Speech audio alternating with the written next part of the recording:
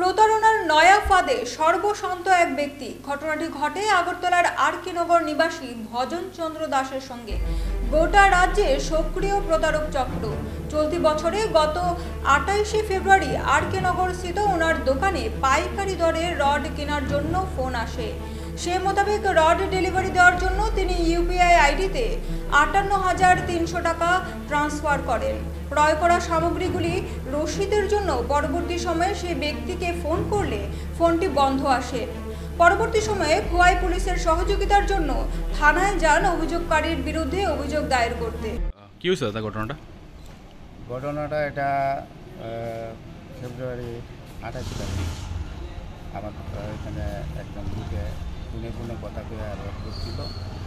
Road করছে, road পাঠাইছে। আমি আমারে কইছে যে রোডগুলা আপনারা গণ্যা রাখেন, কত পিস 10 আছে, 16 আছে, 8 আছে, 5 mm আছে, এগুলা গণ্যা রাখেন।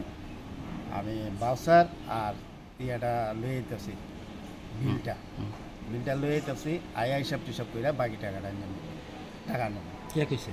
এই যে ফোনে কথা কইছে রড যে বেচছে আমরা দ্বারে, আমরা কোনো মালিকের লোক কোনো কথা নেই। মানে যে ছেলেটারে আবার জিজ্ঞাসা করছে আমার ছেলে যে তুমি আমরা নাম্বার পাইলা করি? আমি তো ওই দিকে সেল করি, তোমরা সাইনবোর্ডের থেকে আমি নাম্বার লিখছি। তো ভালো কথা, ঠিক আছে। তাই কইছে যে সেপারেটে দেবো, আর যদি তোমরা ক্রেডিটও খাটাও, নতুন দোকান ক্রেডিটও তোমরা খাটাইতে পারবা।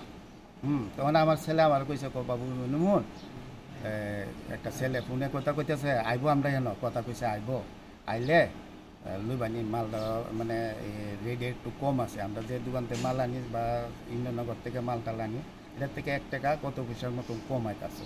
তাহলে মনে করেন 2 টন 3 টন মাল আনি, তাহলে তো অনেকটা মানে একটা বেনিফিট পাওয়া যায়।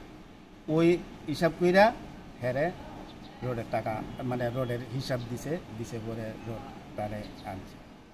আনিয়া এরপর গাড়ি দিয়ে মাল ফাটাইছে।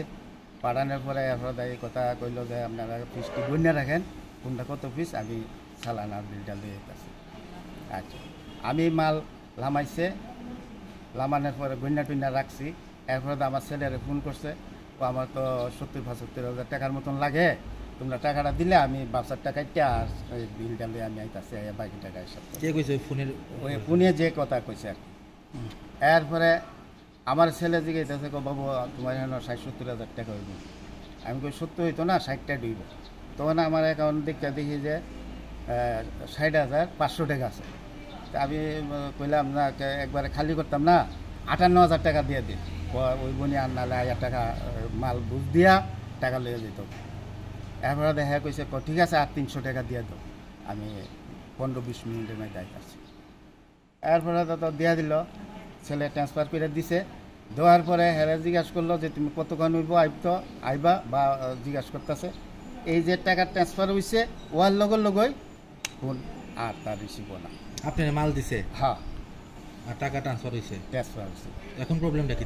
এখন প্রবলেম হইল এই মালটা যে দোকান থেকে আইছে, এই দোকানের ড্রাইভারে কয়ে দিছে তোমরা মাল ফালাইলে মাল তোমরা গাড়ি ভাড়া দিব 1500 টাকা আর মালের টাকা লই আইবা।